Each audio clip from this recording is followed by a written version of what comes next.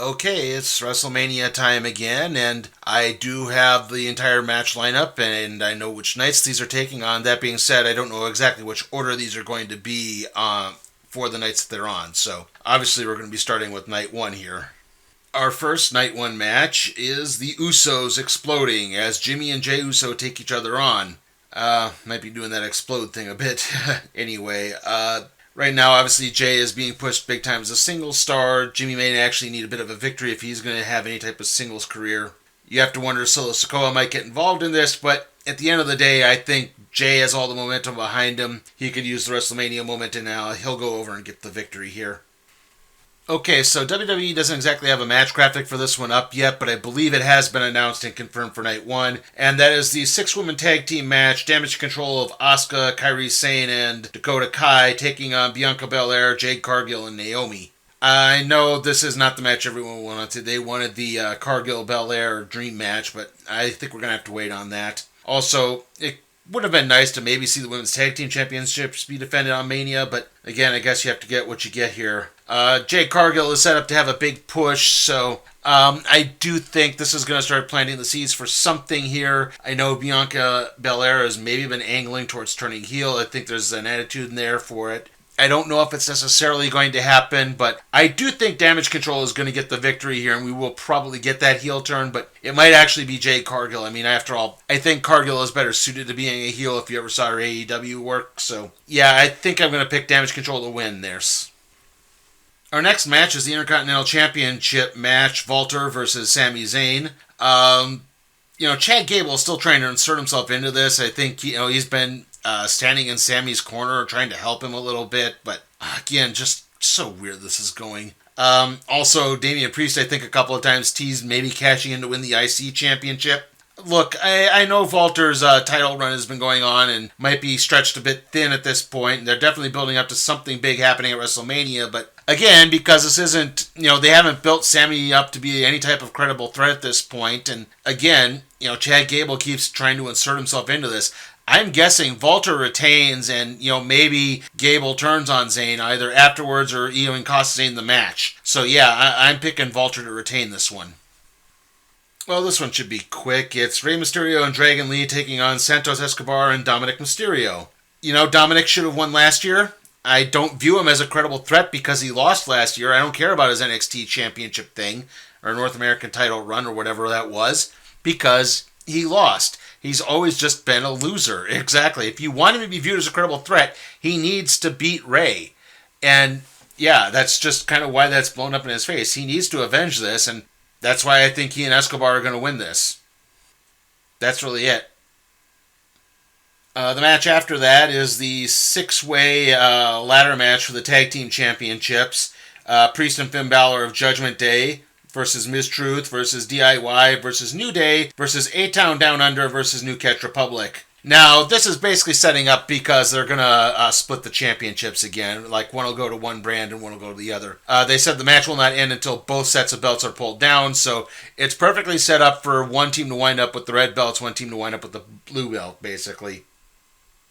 And again, this is probably where, we could have had Alpha Academy in here and we could have put Chad Gable into this spot. Then he wouldn't have to be in the IC thing. Yes, I'm still arguing about that. But yeah, I don't see too much changing hands here. I'm guessing if they are going to do the split championships, Priest and Finn Balor will win the red straps, and maybe Mistruth or A-Town Down Under will get the blue ones. I'm going with A-Town Down Under just because, they're a SmackDown team, and other than that, it's why is New Day here? You could have done this without New Day again.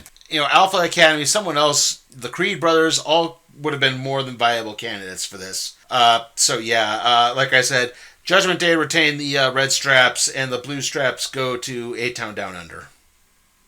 Our next matchup is the Women's Championship match between Rhea Ripley and Becky Lynch. Yeah, I still can't remember what those belts are called.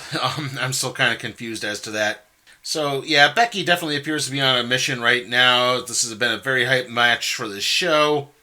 That being said, I don't think Ripley needs to lose right now. Lynch has a lot of momentum, but I personally, I think I would rather keep it on Rhea Ripley. I just think that belt could be built a little bit better. And again, maybe get some new opponents in there. It just seems like, Becky had her WrestleMania moment. She's had two. Like, she beat Shayna Baszler when she shouldn't have. But then again, I guess maybe I'm kind of coming around on this, but maybe I think Lynch will eventually win this, but might be by DQ or something to that effect. My phone just went off. I don't know if you heard that, so sorry about that. So I'll pick Becky Lynch to win, but not necessarily the championship.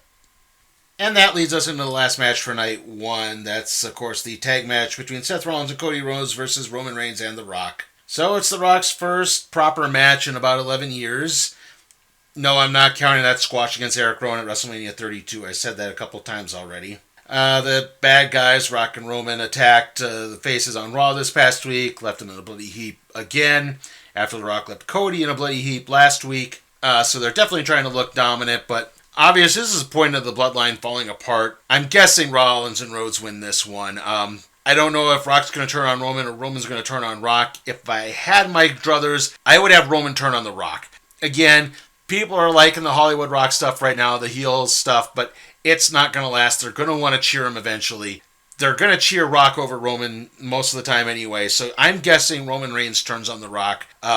Either to cost them the victory, or, dare I say, because Rock does something to cost them a chance at victory. I don't know. Maybe we'll get something where The Rock's going for the people's elbow and then Roman hits the spear. That's probably the best I can go for. Alright, so, that concludes night one, and, we'll then go on to night two.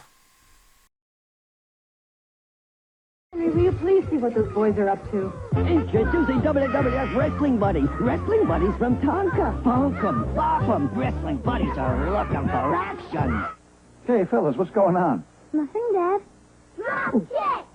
Who do you think you are? Dad, Hulk Hogan! Wrestling Buddies want to be your buddy. Henry, what's going on up there? Nothing, dear.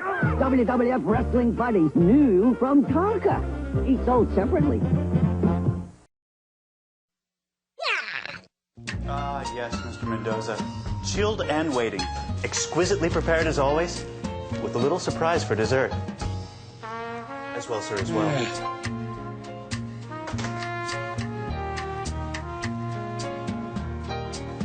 May I help you? Yes, I have a reservation at 7:30 for Edge.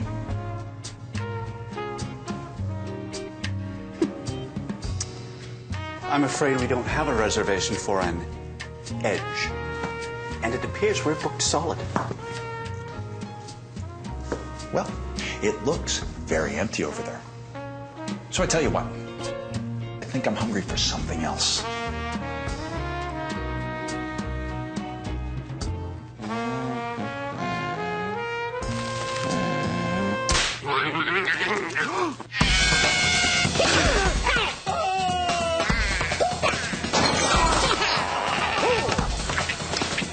Dinner's here. Snap into a Slim Jim!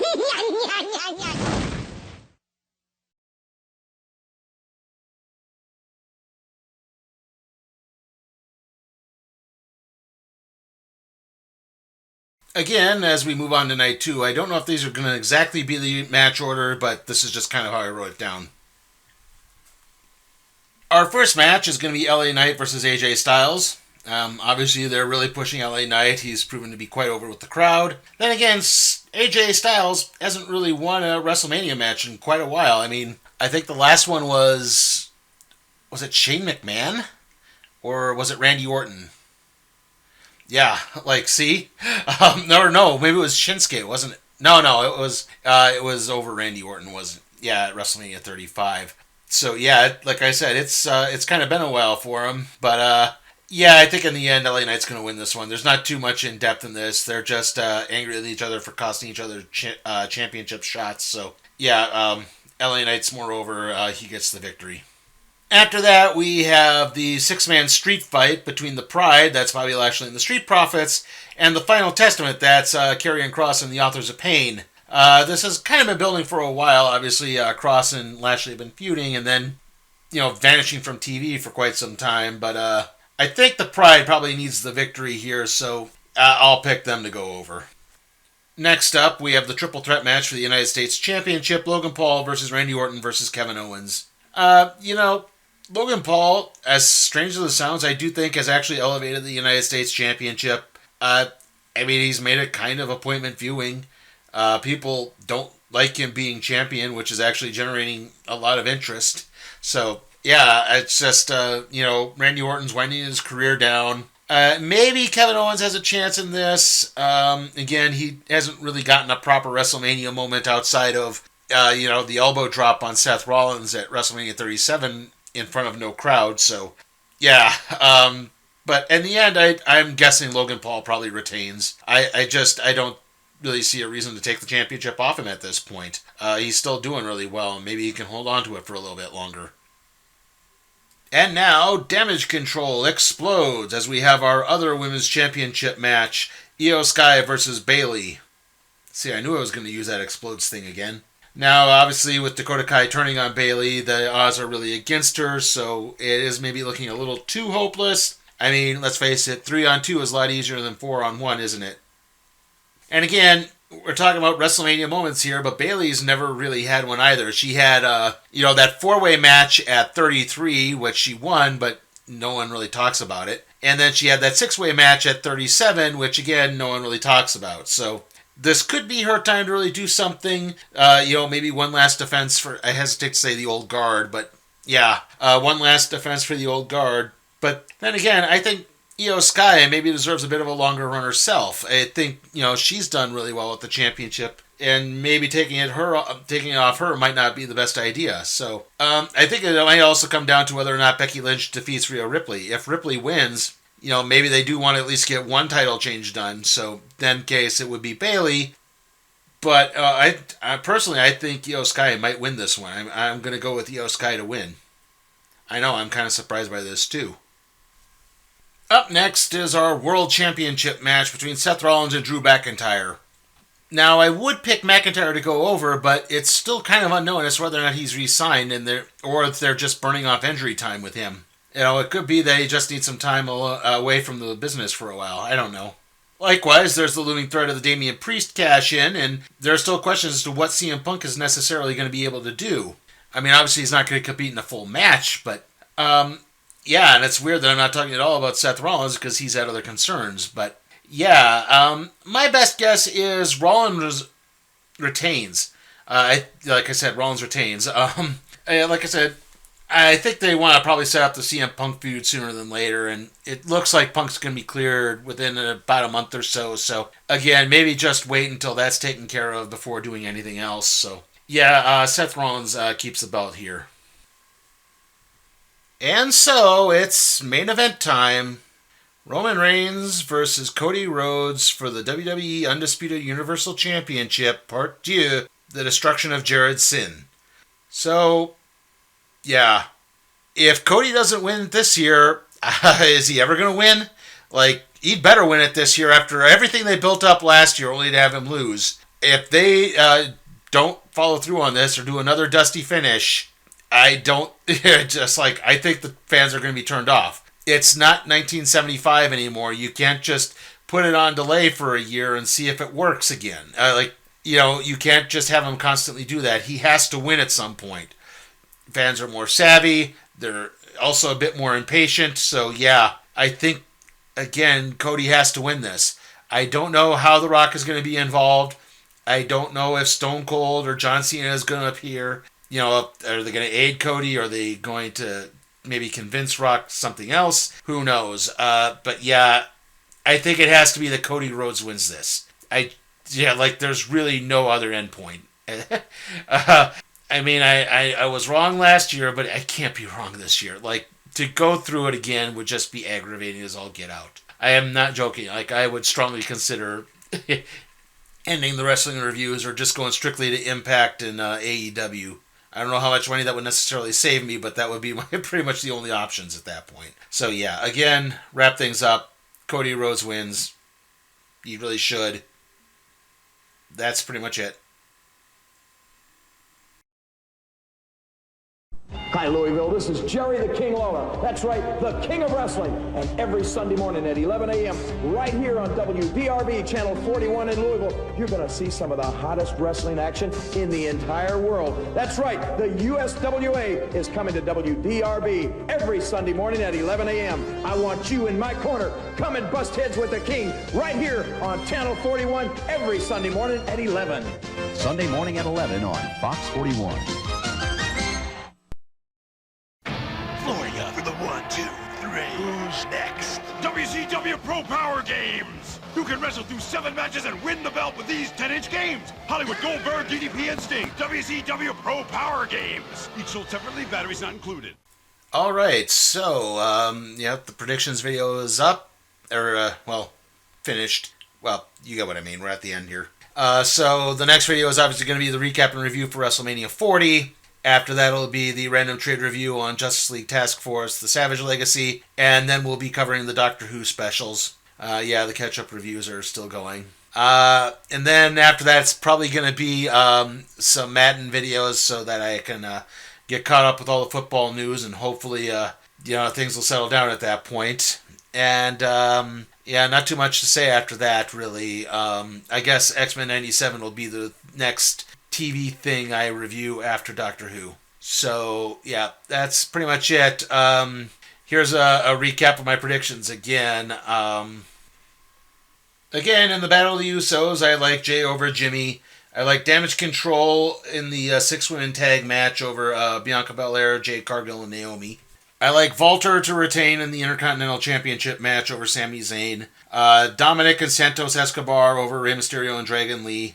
I'm picking Priest and Balor to win one of the tag straps at in the ladder match, and then A-Town Down Under in the other battles. Yeah, that's not confusing at all, is it? I like Becky Lynch over Rhea Ripley in the Women's Championship match, though possibly by disqualification. And then I like Cody and Seth Rollins over Rock and Roman Reigns. Moving on to night 2, I like LA Knight over AJ Styles. I like the Pride in the Street Fight. I like Logan Paul in the Triple Threat match for the U.S. Championship. I like Io Sky in the Women's Championship match. I like Seth Rollins over Drew McIntyre, and once more, I'm picking Cody Rhodes over Roman Reigns. So that should wrap everything up. See you all next time.